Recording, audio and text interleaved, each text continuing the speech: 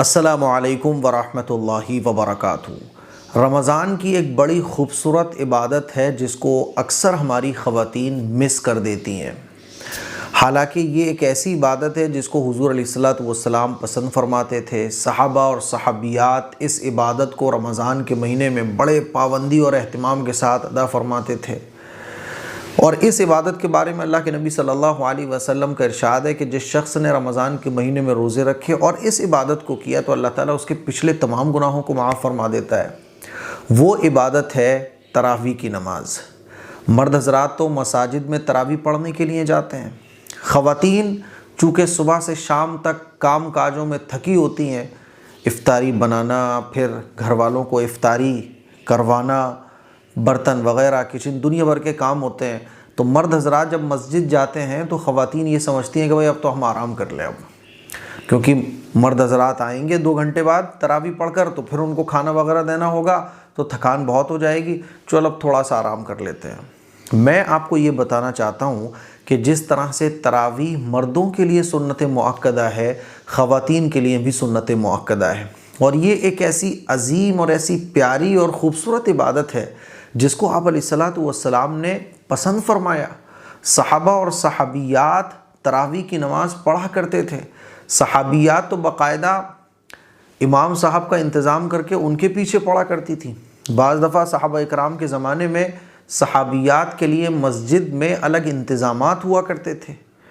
हज़रत उमर फ़ारूक रज़ी अल्लाह तआला अन्हु के ज़माने में हज़रत अली, हज़रत उस्मान गनी और दीगर सहाबा इकराम रज़ी अल्लाह अन्हुम अजमाइन के ज़माने में ख़वातीन तरावी जमात के साथ भी पढ़ा करती थीं।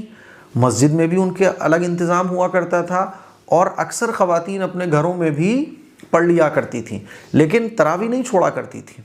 तरावी ऐसी प्यारी इबादत है कि सजदे कितने हम लोग करते हैं। 20 रकत अगर तरावी पढ़ी तो 40 सजदे। इमेजिन करके देखो, कुरान में अल्लाह फरमाता है वस्जुद वक़्तरिब, कि तुम सजदा करो और करीब हो जाओ।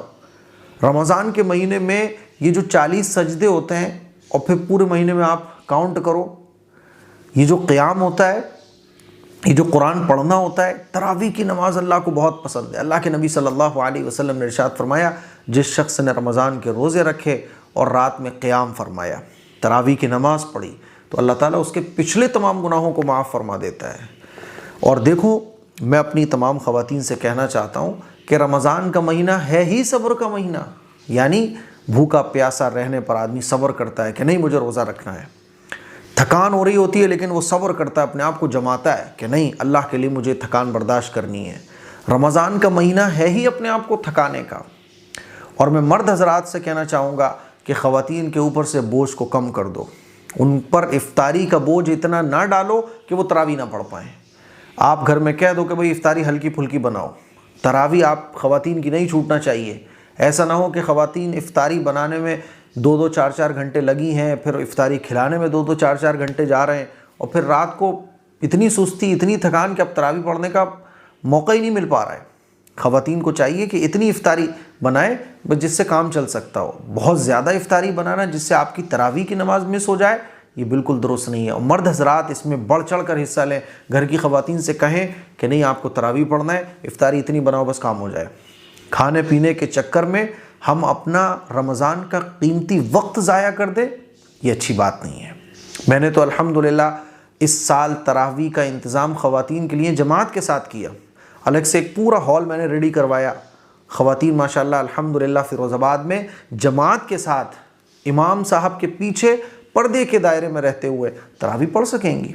और ये सब पॉसिबल हुआ आपके ज़रिए। अभी भी काम चल रहा है। मैं आप लोगों से गुजारिश करना चाहूँगा जितना हो सके ख़वातीन की इस मस्जिद के लिए, क्योंकि इस जगह पर ख़वातीन की तालीम का भी इंतज़ाम होगा।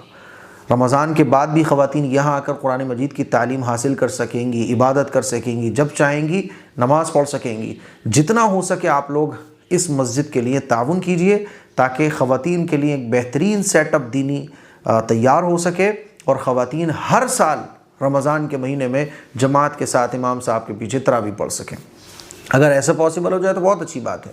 तो मैं बता ही रहा था कि तरावी की नमाज़ मर्दों के लिए भी सुन्नत मुअक्कदा है, औरतों के लिए भी सुन्नत मुअक्कदा है। औरतें 20 रकत तरावी पढ़ें। कैसे पढ़ेंगी? आप नियत कर लीजिए, जैसे और नफल नमाज़ें पढ़ी जाती हैं ऐसे ही तरावी की नमाज़ पढ़ी जाएगी। 2-2 रकात करके ख़वातीन 20 रकात पढ़ेंगी।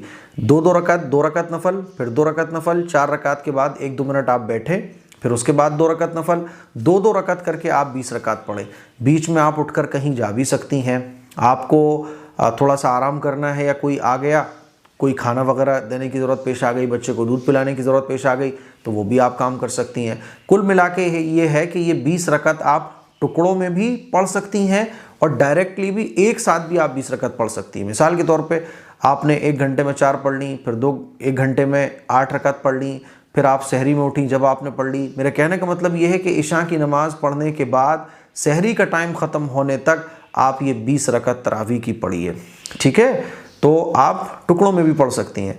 2 सूरतें याद हैं, 3 सूरतें याद हैं, आप 1 रकात में 1 सूरत, दूसरी रकात में दूसरी सूरत, तीसरी रकात में तीसरी सूरत, तो 2-2 रकात करके ख़वातीन 20 रकात तरावी की पढ़ेंगी। नियत कैसे करनी है, आप नियत कर लीजिए, आप इकट्ठी नियत कर लीजिए कि मैं 20 रकात तरावी पढ़ने जा रही हूँ, कोई मसला नहीं है।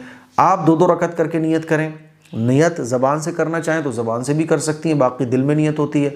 आप ज़बान से कर लें कि अल्लाह मैं तरावी पढ़ने जा रही हूँ, 2 रकात पढ़ने जा रही हूँ, फिर 2 रकात की नियत करें, फिर 2 रकात की नियत करें। इस तरह से 20 रकात तरावी आप ज़रूर पढ़ें, ठीक है। कभी कभार नागा हो जाए वो अलग बात है, लेकिन तरावी को छोड़ने की आदत नहीं बनाना चाहिए। मैंने देखा है अपने मुताल्लिकीन के घर में जब जाता हूँ तो वहाँ ख़वातीन से पूछता हूँ तरावी पढ़ रही हैं, तो अक्सर ख़वातीन का यही जवाब मिलता है कि तरावी अच्छा औरतों को भी पढ़ना चाहिए।